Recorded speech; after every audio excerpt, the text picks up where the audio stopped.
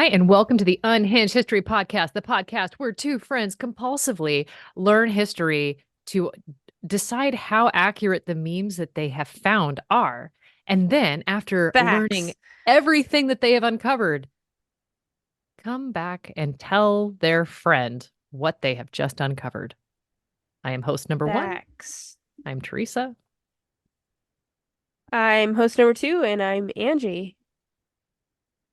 And just prior to this hitting record, I opened a box from Angie, and it is a framed beautiful picture of Saint Olga of Kiev with felonious intent plastered across her face. And I am complete. You're welcome. I will have you know that when I received my Emperor Norton cash, I literally came out of the bedroom with a tear in my eye because there's no greater love than someone who just gets you and Yeah. your need for weird tchotchkes, you know? Hmm. And so when you said to me, I need a framed picture of Olga of Kiev in her what is your word? Villainous intent. Yeah. I couldn't not make that happen for you. I mean, it's just like knowing that Olga of Kiev was canonized into sainthood. Like, ah, there's not a lot of things that the Catholic Church we can say has done completely right. But and That's one maybe of them. maybe canonizing Olga wasn't right, but it's so bad it feels so good. It's one of those things that they proved to us that you can look beyond a person's previous life like Christ would. And you know, This is Olga of Kiev did some things and then she yeah. did some things, you know? I mean, this is the real life basically Maleficent in my world. Yeah, I never made that connection before, but okay. Yeah. Where you see the backstory and you're like, yeah, I curse babies too. I mean, this checks. She's not Right. wrong. I've said that a time or 10. She's not wrong. Hmm. Yeah. But Um, yeah, I'm anyhow, trying to remember. you wanna Anywho, you hard segue. You wanna tell me your story? Because I think I I went mean, first and last when I went and kind of regaled you with and then the Kamchatka. oh yeah, I'm still thinking about the Kimchaka, but I guess who's not when you can blame them for it, you know? My sources, my story's not entirely unhinged. I'm really happy to share that with you today. What? Um, I know you're gonna be like, well, that was mellow, Yeah, it's a smooth but it's ride. good. It's a lazy Yeah, it's a river good one. It's a coast. good one. Kinda, yeah. I mean, yeah, okay. Verbally, it's a lazy river coast. My sources, Google Arts and Culture has a exhibit, for lack of a better word, called Breaking Barriers: Amazing Chinese American Women in American History. Vogue has an article called Meet Kathrine Sui Fun Cheung, a daredevil Chinese American aviatrix before her time. And I just need you to know that I had to include that because it's an article in Vogue. Yeah. It made me so happy, right? The FAA has an article on my person. There is a film that I think in about the last 10 years came out about her life called Aviatrix, the Kathrine Sui Fun Cheung story. And the Museum of Chinese in America has a really great article on her as well. And the San Diego Air and Space Museum. There is also a source called The Purist. I'm not real sure I follow what this website is, but I did notate it because they had good information and their information lined up with my other sources, but I've never heard of it before. So, Yeah, I've got a couple of those today. do, So, it's fine. yeah, It's fine. do what you will with it, I guess. This is a free podcast. That's facts. That's true. Um, wait, we're not getting paid for this? What? I meant to talk to you about that. I just thought after a year you'd have figured it out. Facts. Here we are. Um, this This is a free episode has been podcast, brought to you guys. by Squarespace. Joking. And Pepsi Cola. We have talked about Pepsi Cola enough that they should sponsor us. Just saying. I mean, we But just need actually, Olga of Kiev should actually sponsor us if we're going off who we talk about the most. and syphilis.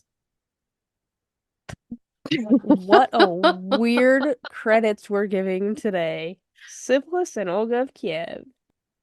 Anyhow, carry And on. leprosy. Right, okay. Um, I'm gonna start my story off today with a quote from Robert Heinlein's book, the sci-fi classic Starship Troopers. Here's my quote.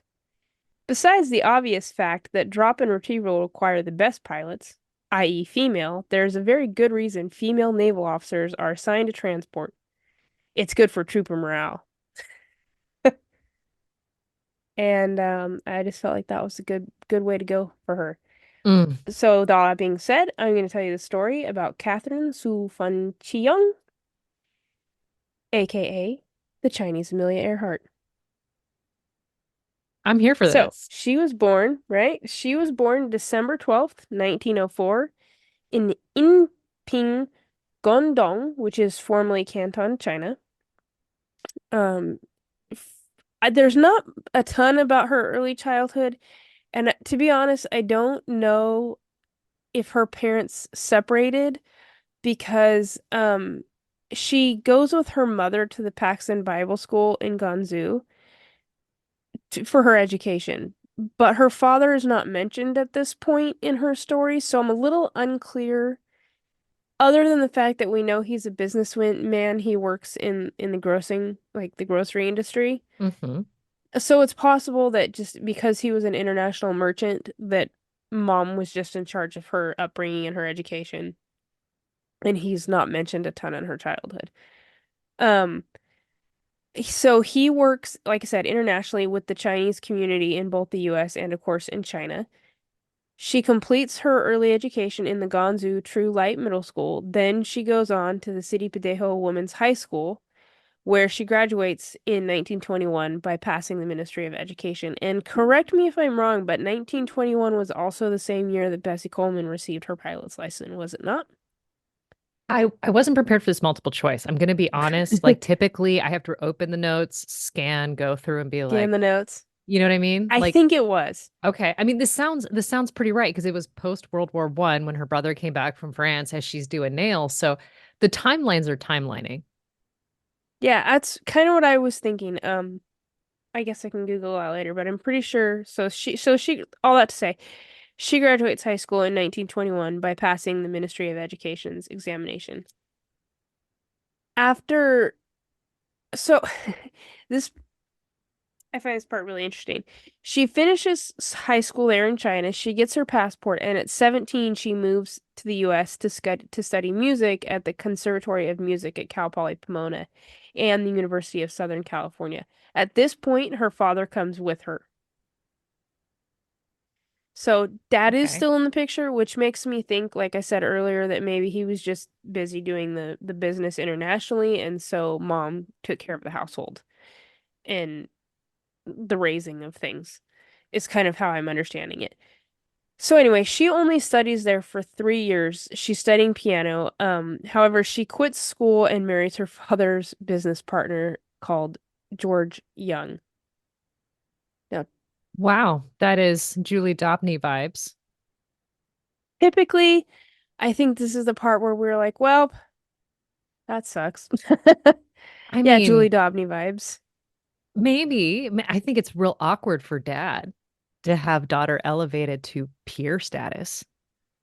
Yeah. However, Dad doesn't seem to mind, and George doesn't either. She keeps her own name, and at this point, she changes it from her formal Chinese name, and she Americanizes it to the Kathrine Cheung.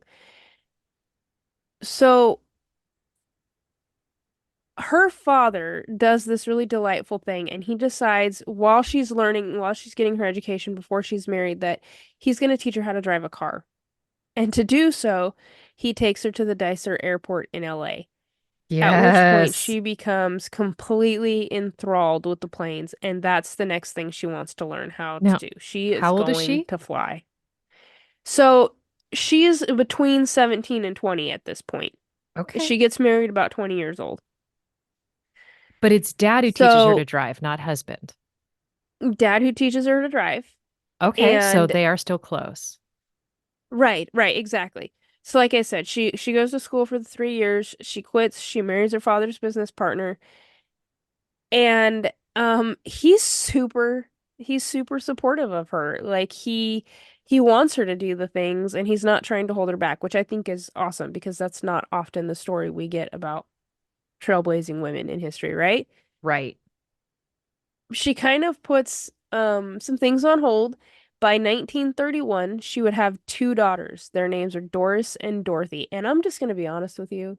I would forever be calling my children the opposite names, You know, Doris and Dorothy. there was a book I read. It was on my grandfather's bookshelf when I was young, but it was called I Should Have Seen It Coming When the Rabbit Died. And it was a memoir of a woman who, Catholic, who had a boatload of children. And she was talking about, naming kids. And I promise this story will be like super short. But she said like she had two kids named Eric and Dirk, and she doesn't remember it. Like they were twins or at least closely birthed. Like Irish twins. I mean, but either way, they were close in age. And she doesn't recommend doing that because you won't say their names.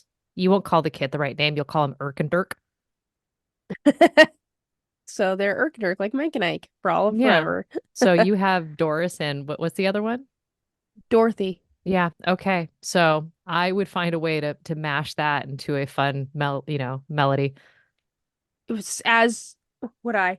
So part of the reason that I chose her story specifically was because we just recently had Mother's Day, and she is a mother, and she is a trailblazing mother, and I thought that that would be a really special way to honor both her Asian ancestry because we are working with Asian Ancestry Month Mm. and the fact that we are celebrating Mother's Day, and this is a woman that didn't stop growing and learning just because she birthed children. Can So often that happens. So she doesn't go on to become an astronaut, but her fearlessness and her determination is the shoulders that many women have stood on since. And it's important because she did it all while being a mother and a daughter and a wife and a woman in general, right? So let's get into it. According to the FAA, she went on her first airplane ride with her cousin, and afterward, she immediately wanted to sign up for flight school. At this point, she is in China. I'm a little confused regarding the timeline. My guess is she got married and started their life in China and then comes back to the US. Because she was here in the US, but then she wants to go to flight school in China. However, um China doesn't allow women to fly, so obviously she's not going to get accepted into the flight school. So they come back to the US and she immediately signs up for the Chinese Aeronautical Association, and for $5 an hour, she would be instructed in flight. what? Yep. Like, wait a minute, because we talked about Bessie Coleman and how women were just not able to get flight careers Hmm. or, flight training, and she had to go to France. But Yep. Kathy's able to do, wow, okay. Cool So she Chinese wasn't able community. to do it. She wasn't able to do it in China, but she was Right. able to do it here on the West Coast in the US. And my guess is probably because a lot of it had to do with being on the West Coast. And she is also 10 years after Bessie Coleman. So Oh, well, I mean, that's still really progressive. that's kind of what I was thinking. Just for some context too, did you know that at the time only 1% of American pilots were women? And of that 1%, only 1% were minorities? Dang. Wild, right? So, yeah. So, like I said, she signs up and she pays $5 an hour. Her instructor was a man called Bert Exting, and it takes her 12 and a half hours of flight time with him until she is ready for her first solo flight. How long? The year, 12 and a half hours. That's it. I Like a feel like drive that's from just, Portland to Central California. yeah, yeah, I'm not okay which with is that. absolutely No, wild to me no, I think because you need more flight time. same, girl, same, yeah. However, the year's 1932, and she becomes the first female pilot of Chinese descent in the US. She's 16 years old, or excuse me, 26 years old. And she has this to say about flying. There's no feeling like it in the world. Being up in the air, the wind blowing, the exhilaration, that's my definition of joy. It's complete freedom. You haven't lived until you've truly felt it. Huh, Mm. love her. Almost as soon as she gets her license, she begins performing at all sorts of fairs and air shows all along the California coast. One of my sources says she, quote, kept studying with different military pilots to learn aerobatics, international routing, navigation, and many other skills. So she probably thought that 12 and a half hours wasn't enough time either. I mean, I'm glad both of us are in cahoots on this one. Right? Chi Young becomes a barnstorming pilot, doing all sorts of stunts, Yes. spirals, spiral dives, loop rolls, and of course, flying her open cockpit upside down. Love her. With her little daughters waving at her, from the Oh, from the tarmac, right? The Chinese American community absolutely adores her. Along with the first Chinese American actress, Anna May Wong, they were the pride of the community, and together they raised $2,000 to buy her a 125 horsepower fleet biplane, which I think wow. is awesome. So not only does the community love and support them, but it is girls helping girls, and I am here for this. Yes. She also would participate in races across the nation. At one, the Ruth Chatterton Sportsman's Pilots Air Derby, which that was a race from Cleveland to Los Angeles. She was able to meet other lady pilots, including the Amelia Earhart, who would invite Young to join the 99s. And we've Whoa. talked about them before. That makes me so happy. One source does say that she was unable to complete the race. Her plane couldn't really handle the 10,000-foot Rockies, and her compass failed, but she did make landing at Caliexco, California, which is about 228 miles or 3 hours south of where they were kind of supposed to be headed. So, I mean, she still made it. She just didn't make it to the finish line. In 1935, again, she was gifted a Kiner-powered fleet low-wing monoplane by a group of LA's Chinese merchants, which Mm. I think, again, community representation here. I'm here for it. In 1936, Chi Young would become a U.S. citizen. Now, it is fair to say that her life wasn't always sunshine and cupcakes. We need to remember that she was a woman and of Asian descent in the 30s in the US. She did experience some discrimination. One example of this being when she ran out of gas and had to make an emergency landing at a military base. They interrogated her because obviously she's a spy. Well, I mean, However, I think honestly, yeah, that's it. Anybody.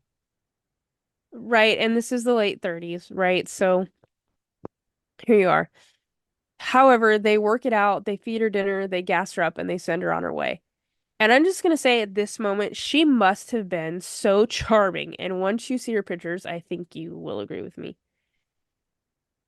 One of the reasons that I absolutely adore her is that she never set out to fly just to entertain herself. She wanted to return to China and open a girls' aviation school. Oh, She said, quote, I hope to interest other Chinese girls in getting up in the air when I go home. There's no reason Chinese women can't fly as well as our men. Now remember, the whole reason she came back to the US is that women were not permitted to fly in China. yeah. So she goes on saying that, quote, the Chinese government put a ban on women flying in China. That made me angry. I decided women had as much a right to fly as men. Because I was in the United States, I knew I could do as I pleased. So I started taking lessons. They let me fly solo after only 12 and a half hours in the air. Ja, ja, ja, ja, ja. She, I feel like, had such a sense of humor and a sense of just like, here, this is what we're doing. I just cannot appreciate her more. However, in 1937, Japan invades China and her goals are changed. She now wants to train volunteers to fly for China, which I think is amazing. So she gets everything ready to go back to China. The Chinese American community again comes to her aid one last time and they raise $7,000 to buy her a Ryan STA plane. And the group, as the group of Chinese American women are presenting her the aircraft, and I think this is so full circle and special at the Dicer Airfield where she first fell in love with planes. Oh, Her cousin, who had got her started in the flying business in the first place, takes the plane, and the FFA says it's possibly it was a prank, but something happened and he fatally crashes right in front of all of them. oh no. I believe his name was Luke Chang, and that was devastating to me to learn that. Like, all, that's just heartbreaking. Her Yeah. father, at this time, fearing for her safety and sick himself, makes her promise him on his deathbed to stop flying. She flies a little longer, receiving her commercial pilot's license in April of 1943 and stops flying shortly after. It's thought that this is probably a combination of the Amelia Earhart's disappearance, the death of her cousin, and a promise that she made to her father. But Mm. basically, she grounded herself after 13 years. She does try to become a flight instructor both in 1943 and again in 1944, but fails to get the certificate. So she does, and this is probably the most unhinged part of my story. What do you think she does with her life after this? Starts building motorcycles. That would have been awesome. No, she opens a flower shop and she runs it till she retires in 1970. I'm sorry, what? You know, that's a sharp turn. It's like that is the most unhinged thing this woman's ever done. What? Even though she never set any speed or endurance records, she was honored both in life and after she died.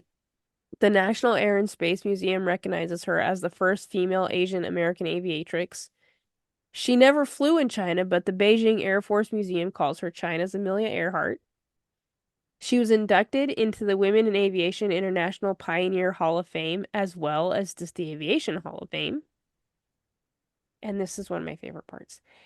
The Asian American communities have also honored her for her work. She was an icon that worked to further the community in a white-dominated field, and she has been included in many forms of public art, including the 1992 art project called A Passage, a public art proposal for Chinatown. This is in Santa Monica's Merging One Gallery. The artist Carol Nye also installs her in the 1997 mural Chinese American Women of Los Angeles. Her story's been included in a play. Mm. In 2001, the Chinese Consul General of Los Angeles presents her with a medal on behalf of the Chinese government for her work as an aviation pioneer. And in 2004, and this is probably my favorite of her honors, Disney honors Chiang by inducting her into their Legends of Flight. She is in the foyer of the ride soaring over California in Disney's California Adventure Park. Oh my gosh. And I think that's awesome. Most recently, the film I mentioned in my sources was a documentary called Aviatrix, the Kathrine Sui Fun Cheung story, which covers her fight against racial and gender bias to become a daredevil pilot during the golden age of aviation. The Museum of Chinese in America has this to say about her. Quote, as a pioneer and female aviator, Kathrine Sui Fun Cheung is recognized as the nation's first Asian aviatrix by the Smithsonian National Air and Space Museum. In 2000, she was inducted into the Women's Aviation International Pioneer Hall of Fame. She was awarded a medal in recognition of her contributions to aviation. And in Inping, China, there is a statue built of her that describes her as a world-renowned female aviator. She passed away in 2003 and was laid to rest at Forest Lawn Memorial Park in Los Angeles. She was 98 years old with two Oh, daughters, two grandchildren, and four great-grandchildren. And to quote her, she wanted a life filled with adventure, Oh, right? So, I just learned before we started recording that there are still Asian women standing on this woman's shoulders today. The first Asian woman to circumnavigate the Earth in an airplane is Julie Wang. She achieved this feat by flying solo around the world in August of 2016. wow. Isn't that wild? Like, that's a very long time from one to the other. Yeah. There you have it. And I love her. Wow. And I have some amazing photos if you would Share. care to. Okay. You are seeing, sorry, I got excited. Um, a woman, there's I'm assuming biplane behind her, but the Mhm. quintessential like cloche hat of there's a woman staying next to her. And then you have the absolute aviatrix bomber head hoodie, not hoodie, Head. hat with the The goggles glass, over the it. fog goggles. Yes, and she has got the most radiant smile. She's got the quintessential bomber jacket. Like, and I think even a button down and tie. Yes, she is. There may be another photo in here where you see the front of her outfit. Here's another one. Okay. So now she's doing that over the shoulder, and that is not just a bomber jacket. That sucker is a trench coat. I It's a want whole it. look, I am right? here for it. This one, oh, this one didn't have it, but I love this one. Miss China goes aloft. Girl gets pilot's license. And she's got that like baggy hip pant thing going on. Or like the rider's crops, or the pants, not crops, the wide hipped on the side that are like formed. Right. And so Yeah, I don't know the purpose of them, but now I'm super curious. pockets. Look at this one in her commercial uniform. Wow. Absolutely stunning in my opinion. She's got Right. the hat cocked to the side. This is her with a couple of her friends. Like they are so happy and it makes me so happy. They've got the whole 30s look with the shoes and the hair and the hats. Yep. Mm. Oh, Here is her at with the 99. You can see Amelia Earhart there down in front. These are some of the other whoa. illustrious members. You can see her, so that's her in the back. Yeah. With her eyebrows on point. Oh, Viewers at yeah. home, I know you can see this, but her eyebrows are killing it. If it were 2002. This photo right here, this collage, was presented to the museum by her daughter. So that is her husband right there. Mm, And I thought these are just such fun. She's just such a lovely human being, and you can tell. I love this famous Ladybirds reunion. They were in the newspaper for all their actions, right? Because social media was the newspaper back then. So you kind of see all their stories in newspaper form. right. And this one, this is probably my favorite one. That is such a photogenic. So it's three Chinese women with Catherine in the center, and it is an incredible photo. So clear, so crisp. She is dressed as the pilot, and they are in the standard, I forget what that type of gown is called, I but the don't high know. collared. Well, I know it's a Mandarin collar. I believe. I say that like I know, and I'm probably 100% wrong. Oh, that sounded familiar to me too, but I didn't write it in my notes. And I think, and I'm not sure because I couldn't find anything for sure, but I think this very dapper gentleman right here might have been her cousin. Oh, But I don't know. I have no sources to confirm it, but when I saw that picture and then I heard his story, that would have made the most sense to me because he's who got her into flying. oh, And if you want more information and you want to learn more about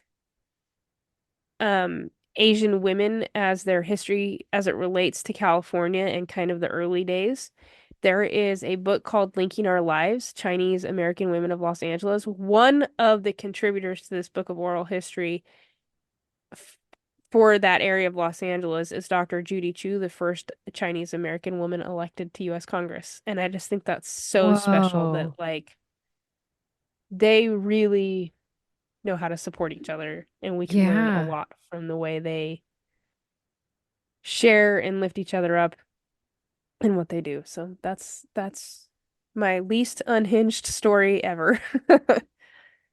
I love it. I love it so much. I have a Right? story for you that you might have heard. I hope you haven't heard all the pieces though. I have a feeling you couldn't have, but maybe you did. We'll figure it out. I'm going to tell you the story of Seneca Village. That's episode 12. No, I I'm double checked kidding. this. I double checked this.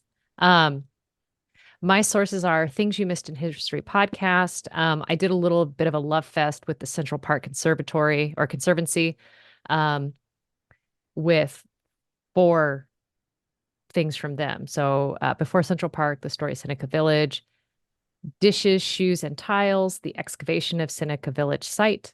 Before Juneteenth, the story of Seneca Village and Central Park. Seneca Village, the Williams family legacy. Then Irish Central has an article and found an article in the Irish Echo as well. Ringing any bells? Wow. Okay, I just need to say that there is so much happening just in your sources I know. that I'm very excited. The name sounds familiar, but right now I cannot say that this sounds familiar. Okay. So I'm going to start in 1811. There's a special commission that's formed to lay out Manhattan's famous grid street pattern.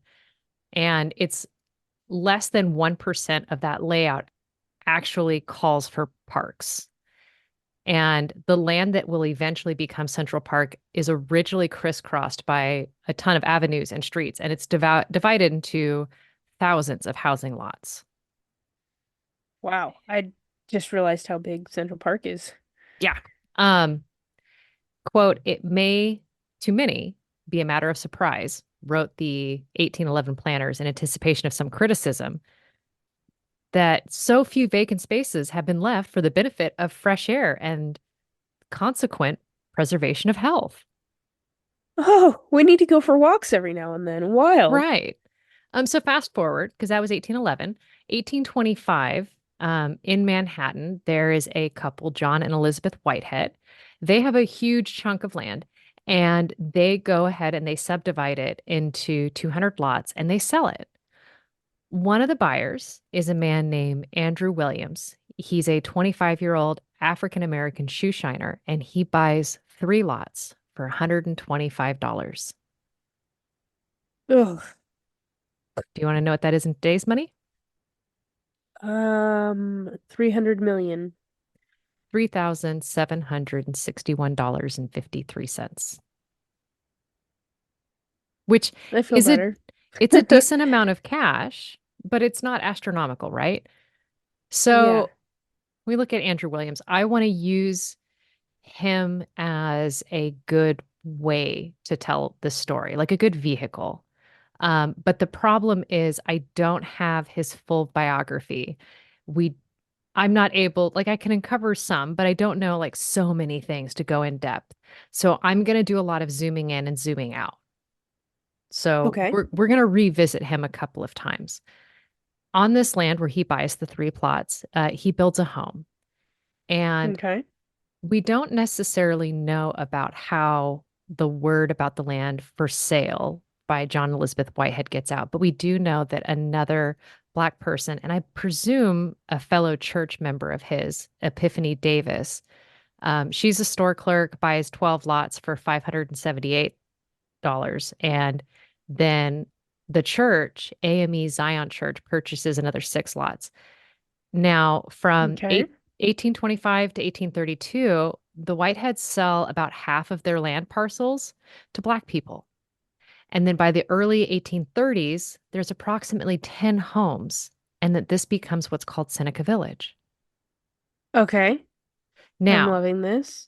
Andrew Williams, free man living in New York. In Now, 18 early 1800s. yeah. Okay. Um, in New York as a state abolishes slavery 2 years after he buys this property. Okay. So he was free prior to that. Now, despite Okay. the state abolishing slavery, New York is still struggling with discrimination. Um, and as I was reading about this, I was reminded of when I covered the first Black woman doctor, Rebecca Crumpler, in episode 57. Yeah. Okay. Now, from her story, I knew that in 1834, white Americans afraid of racial equity, they incite a 3-day riot. So this is that time period. Okay. Now, Manhattan as a whole She has, was, go I'm ahead. sorry, I just to make the connection, she was working out of New York State, wasn't she? I believe she e- started, yes, but then moves to Boston. That's right. Okay. For some reason, I in my mind it was New York, and then she went like further north, but not into another city. Mm, So I had my locations dude, you're good. messed up. Um, Despite how crowded Manhattan is as a whole, right? With the city planners going, well, gee golly willikers, we didn't really plan for this. Um, The city Seneca, planners didn't plan. What? I know. Seneca Village is really out of the reach of these squalid conditions. It's in a fairly remote location, all things considered, and this provides an incredible refuge from the awful urban climate that everyone else is experiencing. It is also a fairly good escape from the unhealthy parts, too. So there's more space both inside and outside the home. Now, we have evidence that residents who lived here, they had gardens, they're raising livestock, and they're near the Hudson River, which is a good source of fishing for the community. And then they have a nearby spring known as Tanner Spring, which is their water source. Okay. So this So is, this sounds bucolic and lovely and sign me up. yeah, exactly. Now, we also know that these residents were more stable and prosperous than most places in New York. And by 1855, half of them own their own homes. Yes. Get it. Hmm. Now, property ownership, it kind of brings you some other rights that you and I won't really pay attention to at this point. Um, Basically, and most Black people at this time, they wouldn't have this opportunity because if you are a property owner and you have at least $250 in property and you have your residency for at least 3 years, you can vote. Yes. That's Now, wild. of New York's 100 Black voters that are able to vote in 1845, 10 of them live in this village. And I'm This unclear from, seems like a high amount of voters for given that there's only 100 in the entire state. yeah. Now, I'm unclear if it's like 100 for the state or 100 for the city because New York, New York, but like, Oh yeah, okay. like it could be for the state and that 10 of them live here. Either way, that's still a good concentration. Now, it's during this time that there's 5 acres of land that are said to make up Seneca Village, and it has 50 houses, 3 different churches. They like it is its own microcosm. I love this. Now, unfortunately, the media is not necessarily a big fan. We despite the fact that we know many were property owners, there's a lot of popular misperceptions that are just perpetrating. Everyone is saying that the people who live in the park are poor squatters living in shanties. And we do know that some residents did live in shanties and some were in kind of crowded conditions, but most are in 2-story homes. Wow. Okay. And census records show us that residents are employed with African Americans typically employed as laborers or in service jobs. And these are, basically the options that they have access to at the time. And records show that most of the children who live in Seneca Village also attended school. Yep, fist pump. I So, realized you can only see that, not hear it. I mean, look, these are things. Um, When the residents of Manhattan as a whole recognize that Manhattan's become one of the most unhealthy spots in America, the city fathers decided they boldly need to take action. And so in 1851, they initiated the process to take by eminent domain the vast tract of land in Upper Manhattan for a giant, quote, central park, unquote. Okay. Now, 1853, the New York legislature enacts a law to set aside 775 acres of land in Manhattan from 59th to 106th streets between 5th and 8th Avenues to create the country's first major landscaped public park. And then in the next 2 years, the commission assessed the land's 34,000 individual lots and appropriated $5 million to compensate the 561 owners. Okay. Okay. So I did just some basic back of the napkin math here. That's just under 9 grand per owner if everyone has the same size lot. And that's in 1853 money, right? So this feels like that's a reasonable offer to be working with in 1853 money. Right. The city starts to acquire the land through eminent domain, and many residents start protesting. This results in roughly 1,600 residents getting displaced. This is not happy. No. Now, our man Andrew, he believes his property's worth 4,000. And remember, like when I was looking at it, it's like back the napkin math, 9 grand per owner, right? So he's not asking for the moon here. Now, 4 grand in his time would be 125,000 or just over, right? He's offered $2,335. This doesn't work for No. me. So hold that thought. Okay. Because I got to zoom out again. Seneca Village, on the whole, only lasts 32 years, but it served as a community for New York's Black residents who are looking for belonging and community. And it does more than just the Black residents, because while 2/3 of the residents of Seneca Village are Black, the remaining third is composed of European immigrants, mainly Irish with a few Germans thrown into the Irish. mix. Hmm. Now, I why do knew it you was going say to be the Irish? Irish because the Irish seem to always live right next door to the Black community, like across the board Mm, in Louisiana, in many immigrant heavy cities, okay. or what's a better word? Anyway, yeah, and they're also despised amongst the upper echelon just as much as your African Americans at the time Yep. were. So, The they Irish get it. The Irish also have something else going on. That's the reason why that they've immigrated to America. They They're underwent hungry. the potato famine in Ireland. And so the number of Irish immigrants in the US skyrockets. I mean, when you're hungry, Yeah, you want to go where you won't die. Now, typically. there was an article in the Irish Voice that said that life in the village was they lived as catch can, small farm or they lived a catch and catch can lifestyle, smart farming small plots of land, raising chickens and hogs, working odd construction jobs, fishing in nearby rivers and ponds, scavenging for rags and bones for resale, which is the 19th equivalent or 19th century equivalent of returning cans, basically. And then they were Oh, gathering free okay. firewood. Rags and bones for resale. That's,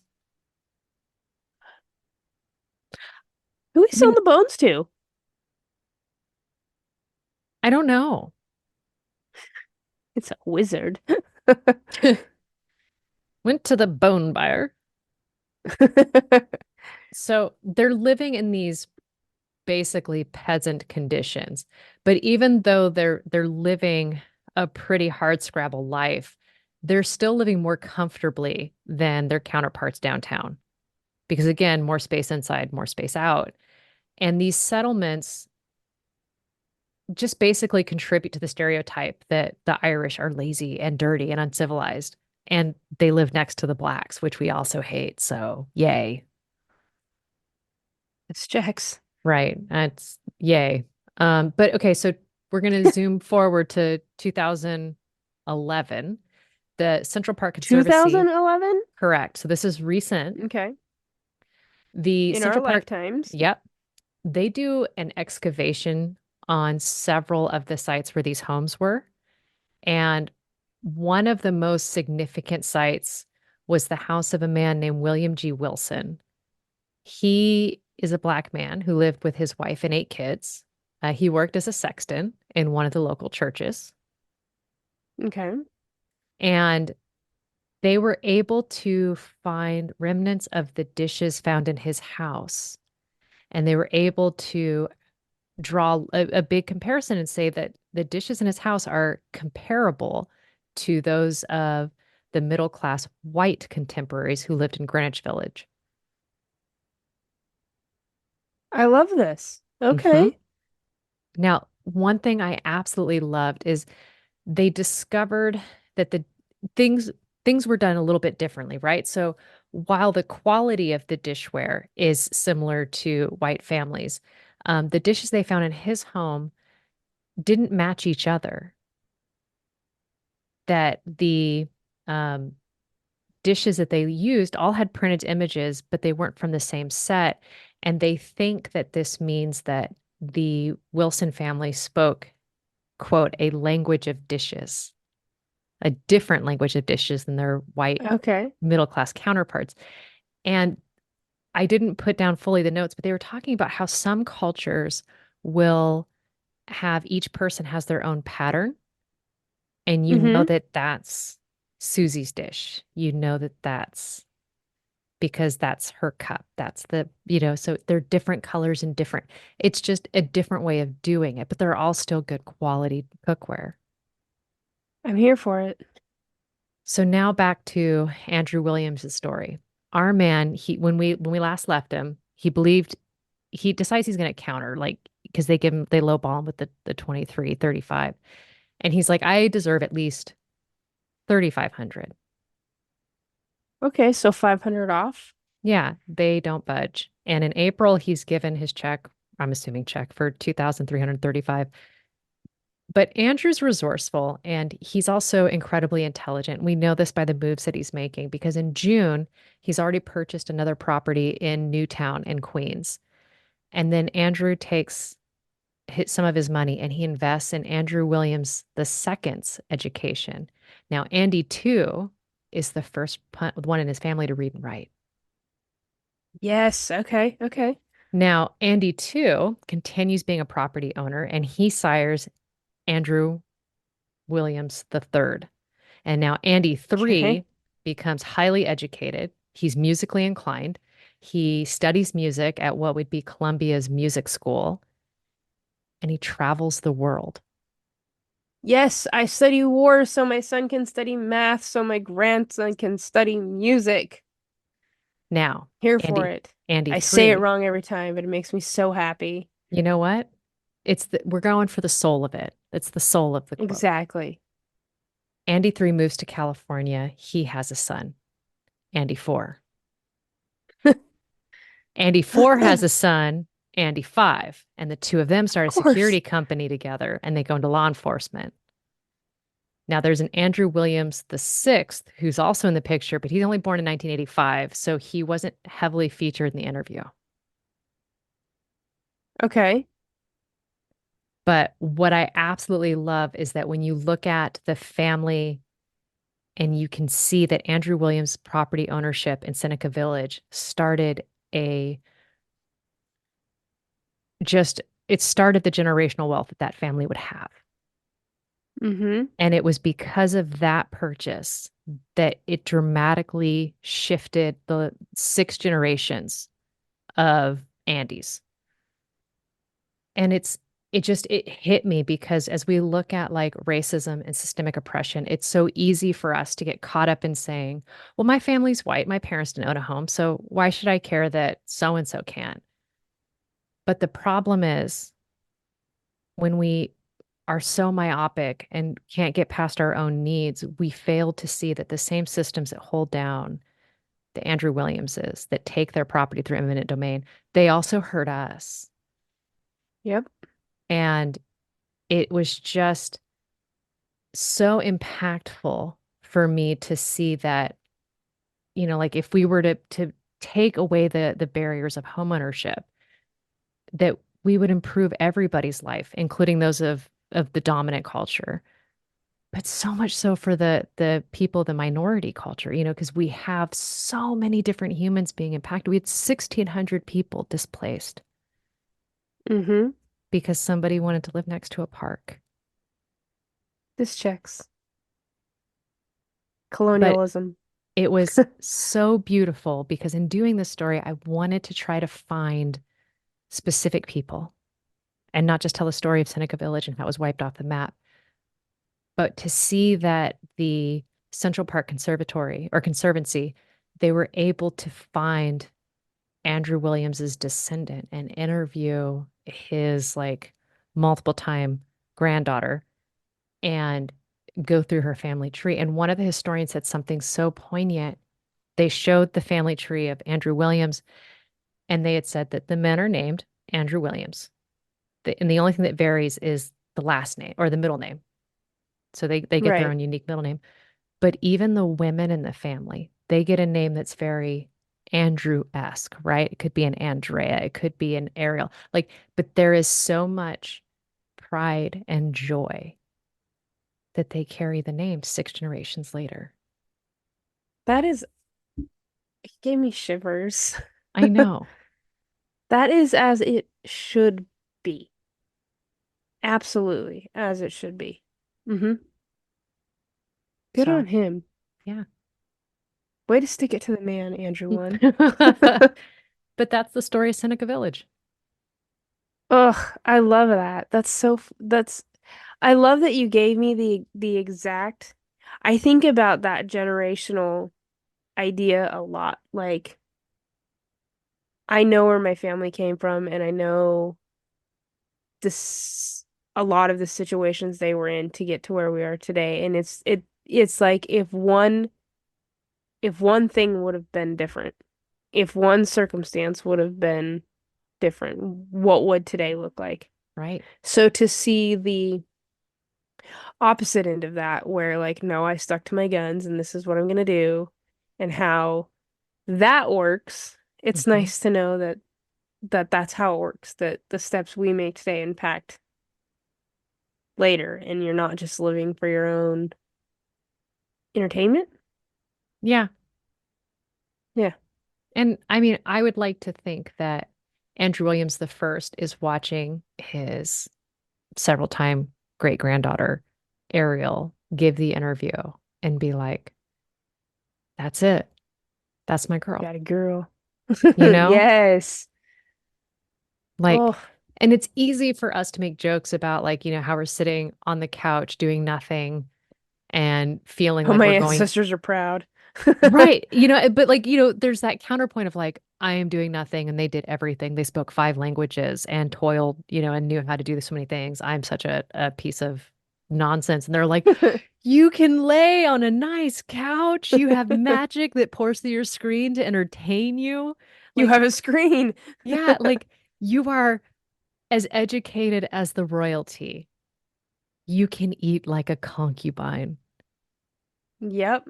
Isn't that wild? Right. You have the same spices in your cabinet that men died for.